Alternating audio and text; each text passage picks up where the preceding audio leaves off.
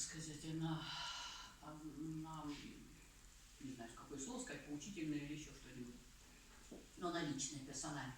Всегда интересно, личная, персональная. Вот я человек, который башкирка, да, родилась в Москве, училась в Москве, выросла в Уфе, вот, я уже говорю. И я по-башкирски не говорила. В семье у меня со нами не говорили по-башкирски.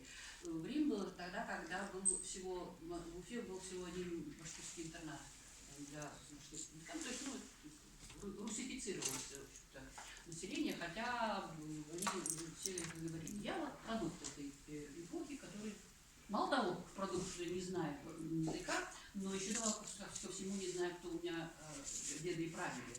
По простой причине, потому что их с двух сторон расстреляли в 1937 году. И я долго не знала причину, почему. Старались не говорить об этом уже, когда даже все можно было говорить. И вдруг уже здесь я живу в Новосибирске, мне по сотому звонят и здравствуйте, вы Элла? Да, Элла, здравствуйте, я ваша тетя. Вот как в анекдоте. Я говорю, да, приезжайте, пожалуйста, в Уфу, будет международная конференция, посвященная юбилейному дате, вашему деду, основателю башкирской филологии. Я говорю, вы, наверное, не туда звоните. Вот. Она мне говорит, деда так вот зовут, и отчество называют. Я говорю, я понимаю, что я не знаю даже отчество своего деда. Деда, не прадеда там, а деда не знаю. Вот. Она говорит, послушай, вот ты вот это, да, вот ты так, так вот я вот кто, ты меня не видела, но я тебя видела в детстве, и так далее, и так далее, и так далее. Я сижу, у меня слезки так кап-кап-кап, вот, потому что называются там имена, там такие. И в этот момент, когда я действительно поехала туда, в Уфу, меня осенило, что я же режиссер документального кино, как это называется, кто ж я, если я других снимаю, почему я не сниму вот эту историю, потому что эта история, она общая в общем-то, для страны. И я сняла фильм, который называется «Скажи это по-башкирски», и вот эту цепь распутывания своей истории, он, как оказалось, он написал первый букварь, алифбу, дед Габаз Давлетшин написал, по нему учились. Чтобы понимать, может, аналогию это проведу, вот Балканский полуостров, он же котел этих национальностей. И на каком-то моменте появился, это, правда, в 18 веке, Вук Караджич, который выделил сербский язык из среды вот этого котла такого. Вот такая же история должна была произойти и в Башкирии, она бы, может быть, не произошла, если бы не было таких вот людей, которые язык выделили. Что значит выделить, в смысле, вот так вот его определить, выделить и до этого алфавит свой создать, потому что до этого арабский алфавит использовался. Есть язык, есть народ. Нет языка, нет народа. И это, конечно, было противоречило, их обвинили.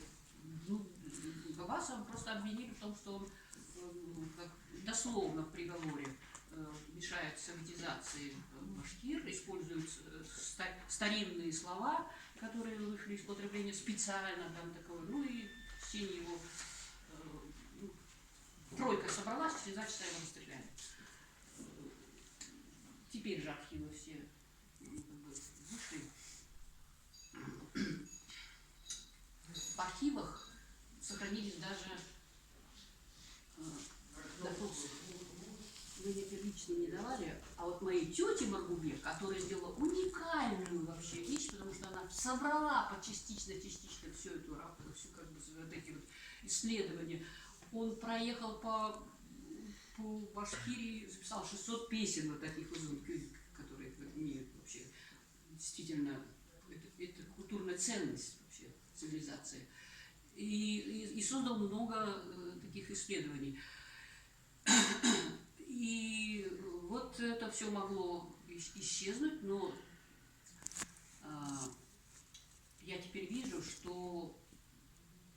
сказать, это живет, это живет. Мне очень нравится вообще сейчас посмотреть на Башкирию, в которой настолько вот действительно языки переплелись, и вот мы вырастали в Уфе, ну, кто там, вот, кроме, как называется, вот этих певцов ДДТ, как знаменитый, это Дом детского творчества в Уфе, там, Земфира. Короче, вот это вот... Шевчук, да, Юрий Шевчук, да. Шевчук конкретно, да. Вот этот уфимец и так далее. В общем, это место такое очень свободное, а на телевидении место есть, чтобы там и были и танцы, и песни, и свои как бы передачи. Я сейчас смотрю в Новосибирске, местного телевидения вообще нет, не смотрят только Москву. Чего творится? Здесь нет, одна Ордынка, как-то еще 49-й канал там. А все остальное, где это, где мы, как мы, какие мы? Это все мы не видим, мы видим только там, вот это большое, главное, большого брата сверху. Извините, я неправильное слово употребила. Местные новости, 10 минут. 10 минут местных новостей, да. Вот.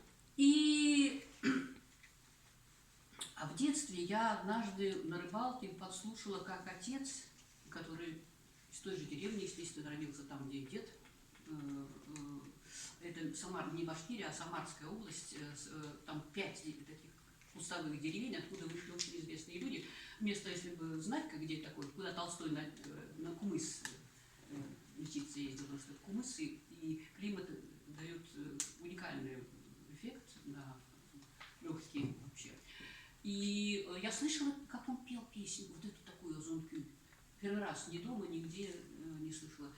Я и думала, какое бы счастье, если бы я сейчас это услышала. Но их уже нету никого. Вот. И когда мне сказали, какой у меня, моя тетя вот эта знаменитая была, сказала, а ты журавль.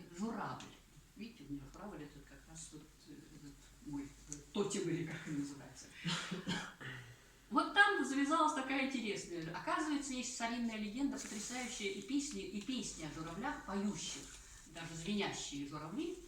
И эта легенда очень старинная, тысячелетняя. Башкиры не имеют отношения никакому там к монголию, татарскому, там, жили они на Урале всегда. И эта история очень старинная, журавлиная песня, есть такие легенды. И был балет такой журавлиной песни, старинный оперный театр, в котором там Шаляпин пел в Уфе. И я этот балет вижу, и потом как бы я читаю в воспоминаниях, у меня сильное впечатление производит эти журавли, и я потом читаю в воспоминаниях, что наш знаменитый балетный танцовщик, который родился в Уфе, как его? Нуриев, да, Рудик Нуриев, он... С чего у него началось вообще желание танцевать? Он пришел, посмотрел балет журавлиной песни. Как я говорю, вот это вот примерно как бы все такие вот тянутся в одном месте. И что? И эту песню я, вот мелодию эту саму, вот эту я для себя считаю как-то такое необычайное открытие для себя. Альфию говорю, Альфия, пожалуйста, спой, ты же знаешь эту мелодию. Она говорит, слов не знаю. Я говорю, ты напиши эти слова, где они написаны, и спой. у меня здесь есть. Вот эти вот звенящие журавли. Эти журавли чего-то там предвещают. История там какая-то такая. О войне, О войне, предстоящей. о том, что если что-то случится Да, с тобой, они... то ты победишь, если тебе Да. журавли вот эти станцевали эту